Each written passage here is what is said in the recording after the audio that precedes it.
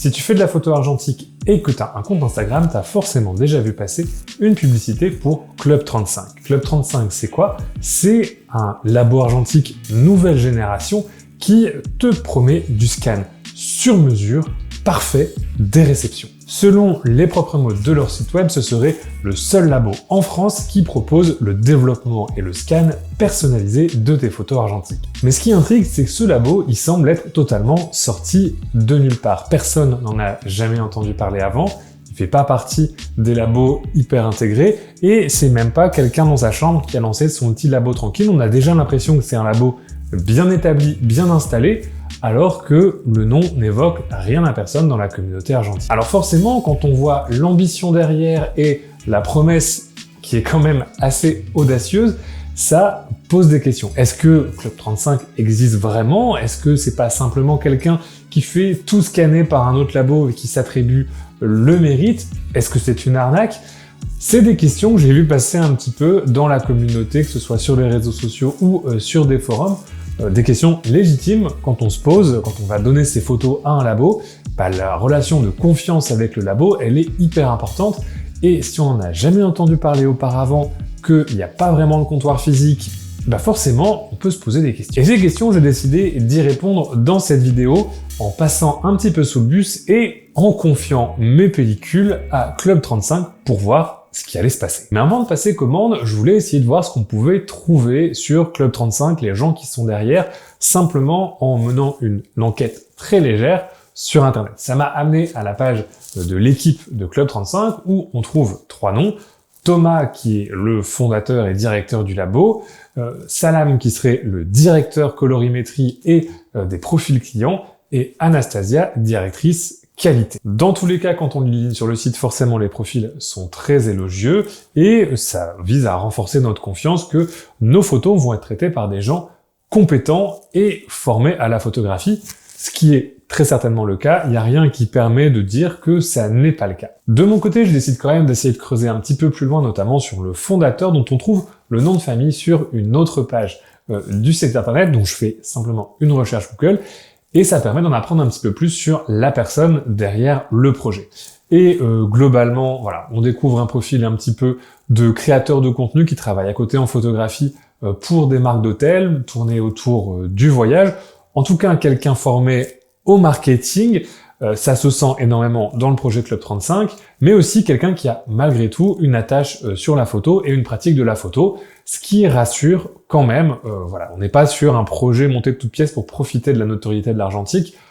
En même temps, voilà, je suis pas sûr que monter une arnaque d'un labo argentique, ce soit le truc le plus rentable à faire aujourd'hui pour gagner rapidement de l'argent. Voilà. Mais malgré tout, on a quelque chose qui se tient et on a quand même des vraies personnes derrière, ce qui est rassurant avant de passer à l'étape suivante, la commande. Alors bien évidemment, j'ai pas passé la commande à mon vrai nom, j'ai utilisé une autre adresse email et j'ai essayé d'enlever le maximum de choses qui pourraient me lier à cette pratique de la chaîne YouTube et à mon identité d'influenceur, de gourou gourou de la photo argentique, comme je l'avais fait pour mes précédentes reviews de labo où j'avais testé Carmencita, Nation Photo et Mori Filmlab. Club 35, c'est un labo qui est basé à Paris, donc il y a un point de dépôt physique qui est possible à Paris, et de mon côté étant à Lille, je passe par le système de commande par correspondance. Et dans le cas des labos par correspondance, le processus de commande, il est hyper important et souvent un peu archaïque. Il y a peu de laboratoires qui proposent réellement un parcours de commande. En France, il y a réellement que Nation Photo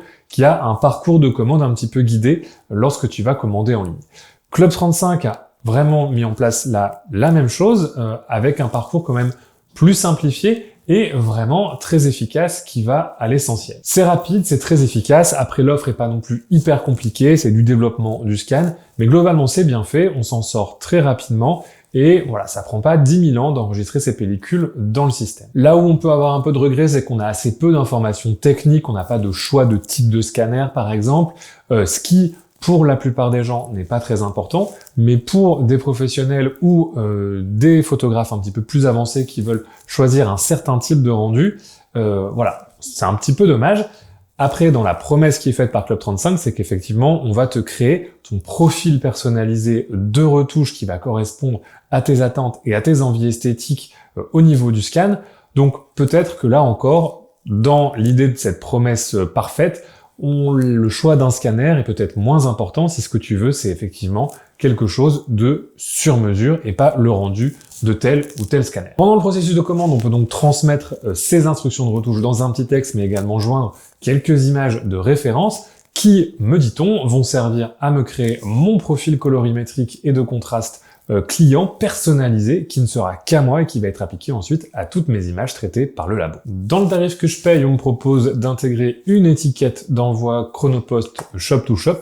Pas forcément ma méthode favorite et plus sécurisée d'envoyer des négatifs, mais globalement ça fonctionne. J'ai jamais eu de problème avec Chronopost Shop to Shop, en tout cas pas plus qu'avec d'autres transporteurs. Et là, le fait que ce soit intégré, que très rapidement par mail tu reçoives ton étiquette pour la préparation de ta commande, c'est vraiment hyper clair. Là, clairement, sur la partie passage de commande en ligne, c'est vraiment exemplaire, hyper simple et très... voilà, l'expérience client à ce niveau-là est vraiment idéale. Et ce sera peut-être d'importance pour les Gen Z, rien à imprimer, donc pas besoin d'avoir une imprimante chez soi pour passer commande. Et ça, malgré tout, c'est un plus à l'heure où c'est un équipement qui disparaît quand même énormément de nos maisons. Ne reste plus qu'à attendre les scans. Et ça a été très très vite puisque 4 ou 5 jours plus tard, je reçois un mail avec mes scans. Le lien me renvoie vers le site de Club 35. Donc je sais pas si c'est auto-hébergé par les serveurs de Club 35 ou s'il y a voilà, un prestataire derrière qui gère le stockage. Mais en tout cas, j'ai un lien avec un stockage qui m'est garanti, enfin qui m'est indiqué comme pendant 365 jours auquel je peux accéder. Donc ça c'est assez chouette aussi, c'est que j'ai l'impression en tout cas qu'on passe pas par un prestataire externe, on n'a pas un lien WeTransfer ou un Dropbox qui va expirer, on a du temps pour retrouver nos images et on peut retrouver le lien ensuite, et ça participe à ce côté un petit peu plus premium, en tout cas à ce jour, de l'expérience client. Reste à voir si la promesse est tenue et quelle va être la qualité des images que j'ai récupérées, des numérisations que j'ai récupérées. Et globalement, j'ai été très agréablement surpris par ce que j'ai eu et la qualité des images rendues. Alors, c'est toujours difficile d'exprimer la cohérence par rapport à un profil qu'on a donné, etc. Mais ce que je peux dire, c'est que j'ai pas ressenti effectivement le besoin de retoucher plus les images en avant. Alors j'ai dû éditer parfois 1 ou 2 points dans la balance des blancs parce que je suis un peu pinailleur, mais voilà, j'ai pas ressenti le besoin d'éditer lourdement les photos et elles étaient, mettons, à 98% à ma convenance quand je les ai reçues. Ce qui est aujourd'hui dans mon cas, ce que j'attends d'un labo dans une prestation argentique, puisque moi si je vais confier mes pellicules à un labo, c'est pas pour passer du temps à les retoucher derrière. C'est pas forcément ton cas et ça peut être... voilà, je sais qu'il y a des gens qui vont... moi-même, ça a évolué. Avant, j'aimais bien avoir des scans bruts pour pouvoir les retoucher moi-même. Aujourd'hui, quand je fais de l'argentique, je veux avoir le moins de temps possible devant mon ordinateur et avoir des images qui sont déjà retouchées comme je les aime et travaillées comme je les aime à réception. C'est vraiment ce que j'attends d'un labo. Et globalement, ici, la promesse a été plus que tenue. En termes de définition, de dynamique, etc., on est sur vraiment un standard de qualité assez haut et très suffisant. Là, c'est du 35 mm, on a des fichiers qui sont vraiment de définition très largement suffisante pour tous les usages que tu vas pouvoir en faire, que ce soit du post en ligne comme du tirage. Alors, j'ai pas commandé de tirage directement à Club 35 cette fois-ci, mais voilà, peut-être une expérience pour plus tard, mais moi j'ai juste commandé les scans. À vrai dire, j'étais même persuadé qu'ils ne proposaient pas de tirage et c'est en préparant cette vidéo et en regardant un petit peu plus le site internet que j'ai vu qu'il y avait une option pour ajouter des tirages. J'aurais dû le faire, je l'aurais fait si je l'avais vu plus tôt. Reste le dernier point de la commande et c'est le retour des négatifs, un point qui peut paraître trivial mais qui est quand même assez important puisque le négatif c'est la sauvegarde physique, le master de ce que tu vas avoir de ton image qui va te permettre dans 10 ans si on a des nouvelles technologies de numérisation, des nouvelles méthodes de tirage, te permettre de revenir sur tes photos.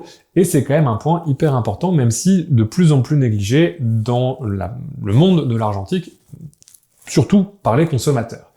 Et c'est un peu là que le bas blesse, parce que même si j'ai récupéré mes négatifs très rapidement, le conditionnement dans lequel ils sont arrivés était un petit peu limite. Alors c'était dans une enveloppe bulle et j'avais ces 2 petites boîtes carton, mais quand je les ai ouverts, oh là là, c'est pas slivé. Oh là là là. Oh là là, c'est plein de poussière. Forcément, c'est pas slivé. Et oui, il y avait zéro protection sur les négatifs, ils sont pas slivés, ils sont pas en pochette cristal, et ça pour moi c'est quand même un gros point noir, puisque le traitement du négatif, alors que toi, moi ça m'arrive dans mon labo des fois de maltraiter un petit peu mes négatifs ou de pas les sliver immédiatement, etc. Mais c'est mes pratiques et mes négatifs. Mais si on me confie des négatifs, j'y apporte un soin important, et un labo pour moi doit vraiment avoir ce soin du négatif et le protéger le plus rapidement possible. L'idéal, c'est dès qu'il a été scanné, c'est pouvoir le sliver. Dès qu'il sort de la machine de développement, le sliver, le conditionner pour éviter au maximum les poussières, les risques de rayures. Et ça n'a pas manqué. Là, conditionné comme ça, ce qui peut se passer, c'est qu'il peut y avoir des poussières qui se mettent entre les couches d'émulsion, et quand tu vas dérouler ton négatif, ça va créer des rayures. Et en inspectant mes négatifs, il y a des vues qui sont abîmées et qui présentent des rayures et des défauts parfois un petit peu importants sur le négatif. Et pour moi, c'est très gênant, parce que ça veut dire que si je veux faire un tirage couleur optique de certaines vues, je ne peux pas parce que le négatif a été endommagé. Ou si je veux faire rescanner mes négatifs par un autre laboratoire, ça peut poser problème. Alors, est-ce que c'est grave? Sur cette commande, oui, c'est un petit peu grave et c'est un gros point noir, une grosse déception pour moi, parce que jusque-là, l'expérience avait été vraiment positive. Est-ce que c'est grave sur le long terme? Non, puisque c'est un point qui se corrige hyper facilement. Il suffit d'acheter du sleeve à négatif ou des pochettes cristal. C'est pas très cher comme investissement, et je suis certain qu'après cette vidéo, ce sera corrigé par le laboratoire. De la même manière, je n'ai passé qu'une seule commande, donc je ne peux parler que de mon ressenti. Peut-être que c'est une erreur avec ma commande dans la préparation qui en a été faite. Ça m'est déjà aussi arrivé de récupérer des négatifs non slivés dans des labos bien plus établis, parce que erreur du laborantin, on a confié le rangement au stagiaire qui savait pas, voilà. Peu importe, malgré tout dans un labo, ça ne devrait pas arriver, et j'espère que ça va être très vite corrigé par les équipes de Club 35, parce que pour moi, c'est vraiment un gros point noir de ma commande, et un petit peu une déception qui, peut me freiner dans le fait de leur reconfier à nouveau des négatifs, tant que ce problème n'aura pas été corrigé. En conclusion, Club 35, on en pense quoi? Non, avant tout, la proposition qui est faite par le labo de développement personnalisé, vraiment de rapport client personnalisé dans le traitement des photos argentiques, dans la numération des photos argentiques, c'est vrai qu'il est un petit peu unique en France. Il existe ailleurs, dans des labos plus internationaux, mais en France, c'est plus compliqué d'avoir ce processus qui est en tout cas un peu standardisé. Effectivement, si tu vas tous les jours à ton labo de quartier, que tu as une relation avec eux, ça va peut-être se faire naturellement, mais c'est vrai que la prise en compte des préférences de numérisation et de retouche, au-delà du est-ce que tu veux un scan plat ou est-ce que tu veux un scan édité, en France, c'est encore compliqué, alors que ça devient une question importante dans la photographie argentique telle qu'on la pratique aujourd'hui. Alors ça a une raison, parce que ça coûte du temps, c'est beaucoup de temps de créer ces profils-là et de travailler vraiment sur une base de personnalisation du rendu selon les photographes avec qui tu travailles. Et en France, le coût du travail, il est cher. En termes de prix, Club 35, le développement avec scan, haute définition, il est à 25 €, ce qui est globalement le prix dans les autres laboratoires parisiens. Et en France, on est entre 22 et 25 € pour un développement et scan HD. C'est dans la fourchette de ce qui est, et globalement, les scans qui m'ont été fournis sont vraiment de très bonne qualité par rapport à ce qu'on récupère en général dans les laboratoires. Dans tous les cas, globalement, ça m'a rassuré par rapport aux attentes que je pouvais avoir et à l'a priori assez négatif que j'avais au départ sur le labo, au-delà de la viralité des pubs Instagram, ce côté hyper marketing où j'avais l'impression qu'Instagram me donnait un entonnoir et me feedait du Club 35 à chaque fois que j'ouvrais l'application, et le côté marketing, un petit peu très marketing qui, en tout cas dans mon cas, est plutôt repoussoir qu'autre chose par rapport à ma propre sensibilité.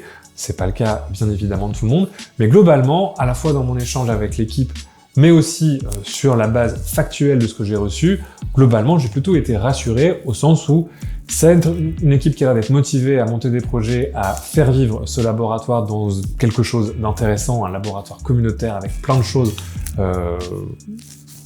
super chouettes qu'ils ont l'air de vouloir développer, et en termes de qualité de ce que j'ai reçu, où c'était très largement correct pour le prix, c'était même voilà, plutôt très qualitatif pour le prix, en tout cas sur la partie numérisation. Si toi de ton côté tu as testé ce labo, ça m'intéresse beaucoup d'avoir ton retour en commentaire et ton retour d'expérience pour comparer ce que j'ai vécu avec d'autres photographes. Si toi par exemple tu as reçu tes négatifs slivés et que c'était juste une erreur sur ma commande, n'hésite pas à le mettre en commentaire, moi je ne peux évaluer uniquement ce que j'ai vécu dans ma propre commande. J'espère en tout cas que ces petites vidéos de test de labo t'auront plu. J'ai fait les choses un petit peu différemment que la dernière fois, parce que la dernière fois, de comparer les 3 labos, c'était vraiment énormément de travail, donc là j'essaie une approche un petit peu différente, mais si tu as un autre labo que tu voudrais que je teste la prochaine fois, n'hésite pas à me le mettre en commentaire et je leur enverrai ma petite pellicule mystère pour voir un peu comment ça se passe quand on passe par chez eux. Voilà, moi je te dis à la prochaine, et d'ici là, bonne photo.